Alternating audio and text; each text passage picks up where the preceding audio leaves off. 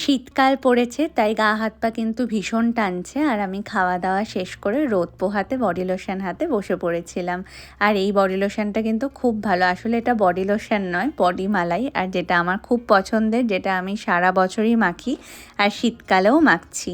তারপর চলে এসেছিল সৈকতের ব্যাগ, যেটা ও গিফট পেয়েছে আমার বাবা মায়ের কাছ থেকে, আর ও ব্যাগটা পেয়ে ভীষণ খুশি ছিল। আর তারপর সন্ধ্যা দিয়ে আমরা দুজনে চা খেতে বসে পড়েছিলাম।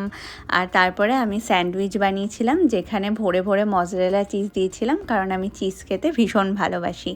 আর তারপরে আমি স্যান্ডউইচটা থেকে চিজ পুলের আশায় বসেছিলাম, কিন্তু সেটা ঠিকঠাকভাবে হয়নি।